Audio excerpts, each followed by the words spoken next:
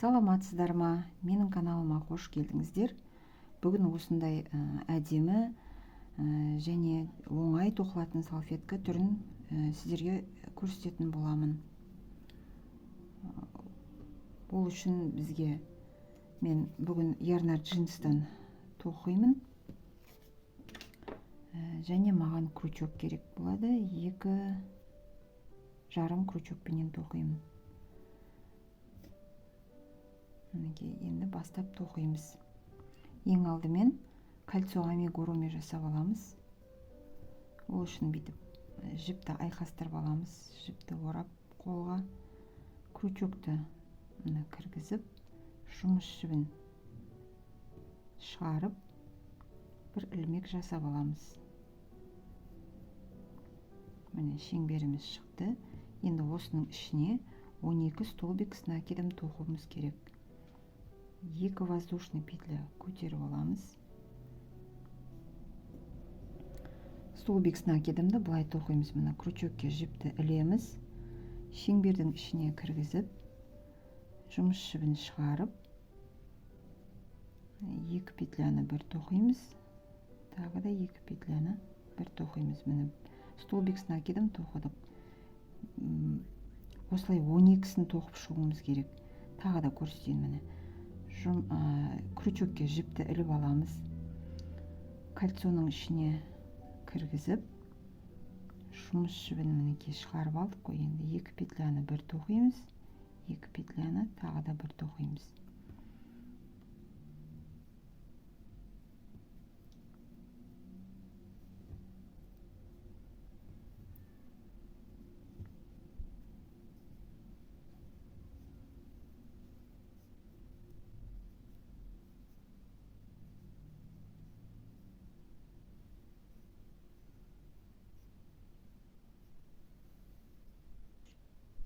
Мінекей бірінші қатарын тоқып болдық.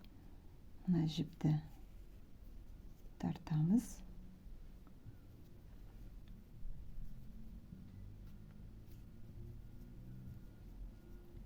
Енді мына бірінші петляға крючокты кіргізіп, жұмыс жібін шығарып, мына екеуін осылай біріктіреміз. Міне бірінші қатарымыз тоқылып болды.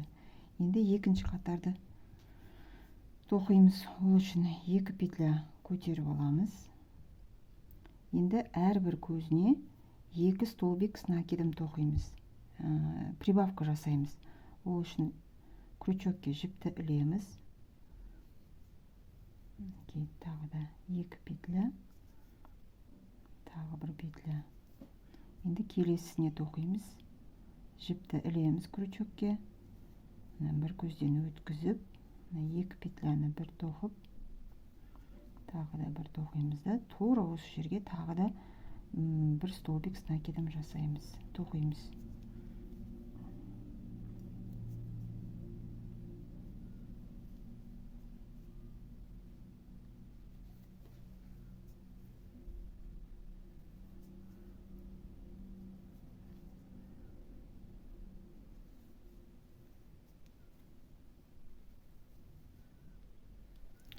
Мінекей екінші қатарын тоқып болдық. Мына жерде 24 столбик с накидом шығу керек. Енді мына әрбір столбиктің жоғары жағында мына петлялар тұр ғой. Мына осы столбикке біріктіруіміз керек. Мына жерге крючокты кіргізіп, жұмыс жібін шығарып аламыз. Сөйтіп мына жерден өткізіп біріктіреміз. Мінекей екінші қатарын тоқып алдық. Енді үшінші қатарды тоқимыз. Ол үшін тағы да 2 петля жоғары көтеріп аламыз. Енді столбик с накидом тура осы жерге тағы біреуін тоқимыз. Енді келесісіне біреу тоқимыз. Бір столбик с накидом тоқимыз.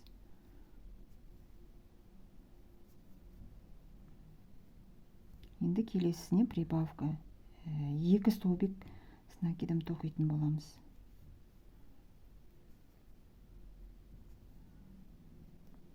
Тағы да біреуін тоқимыз.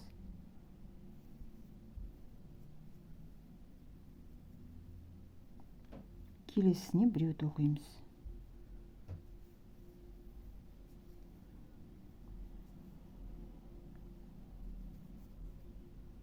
Солай мына жерге біреуіне прибавка жасаймыз, біреуіне бір столбик с накидом тоқимыз. Солай айналдырып тоқып шығуымыз керек. Аяқтадық. Енді әдеттегідей мына петляға кіргізіп, жұмыс жібін шығарып, осылай біріктіреміз. Міне 3 қатар тоқып болдық. Енді тағы да 4-ші қатарды тоқимыз. Ол үшін 2 воздушный көтеріп аламыз. Енді осы жерге тағы бір столбик с накидом тоқимыз.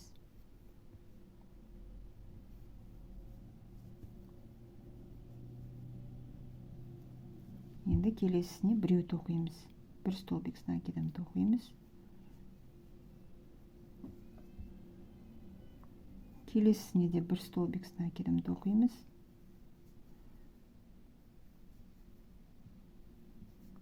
Келесісіне прибавка жасаймыз. Бір петляға 2 столбик с накидом тоқимыз.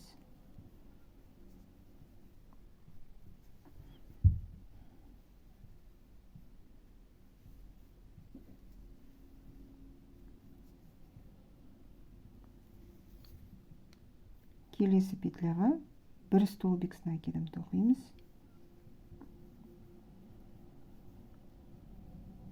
Одан кейінгісіне де бір столбик с накидом тоқимыз. Сонда бізде былай болады. Мынаған 2 столбик с накидом тоқимыз, прибавка. Одан кейін бір столбик с накидом тоқимыз. Одан кейін бір столбик с накидом тоқимыз. Дәл осылай, осы жолмен аяғына дейін тоқып шығамыз. Мінекей 4-ші қатарда да тоқып аяқтадық. Енді біріктіреміз. Мына петляға крючокты кіргізіп, жұмыс жібін шығарып, осылай біріктіреміз. Міне 4-ші қатарда да тоқып болдық. Енді салфетканы осылай айналдыра, узор тоқып, әдемі қылып аяқтағым келіп тұр. Ол үшін бір петля жасап аламыз. Тура осы жерге столбик без накида тоқып аламыз. 3 петля жоғары қарай көтерілеміз. 1, 2, 3 воздушный жасадық. Енді былай жасаймыз. Мына 2-ші петляда крючок, 2-ші петлядан жұмыс жібін шығарып аламыз. Міне 2-шісінен де жұмыс жібін шығарып аламыз. Сосын мына бағана столбик без накида тоқыдық қой, міне сол жерден бүйтіп жұмыс жібін шығарып аламыз. Енді мына сол шыққан жерден тағы да бір жіп іліп аламыз. Сосын келесі петлядан тағы жұмыс жібін шығарып аламыз. Мына крючокта 6 жіп. 1, 2, 3, 4, 5, 6. Осының барлығын осылай қосып бір іліп аламыз.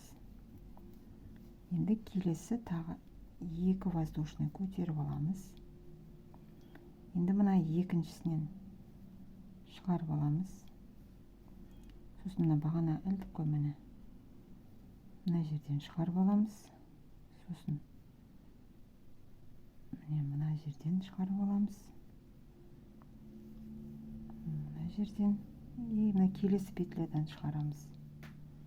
Міне крючокта үнемі 6 жіп болу керек. Сөйтіп бәрін бір тоқып шығамыз. Осылай бір іліп аламыз. Міне тағы да көрсетем. Міне бір петля, 2 петля воздушный жасап аламыз да. Енді жіпті мына 2-шісінен өткізіп бүйтіп бір шығарып аламыз. Сосын мына жерден міне 3 болды.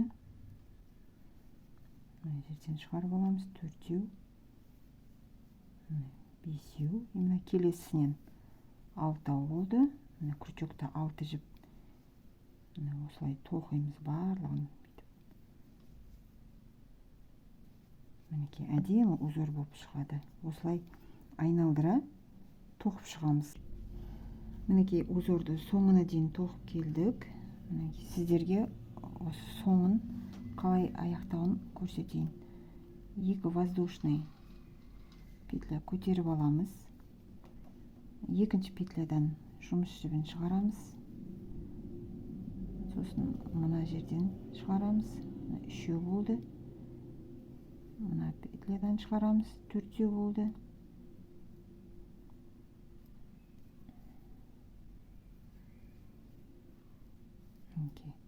Мына жерден шығарамыз. Сосын мына жерден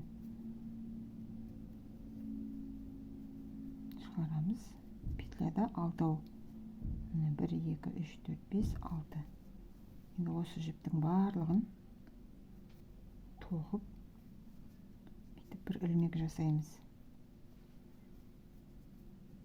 Сөйтіп, мына жерден біріктіреміз. Жұмыс жібін шығарып, мінекей біріктірдік. Міне осылай салфеткамызды әдемі узормен аяқтадық. Мына жіпті былай қырып тастап,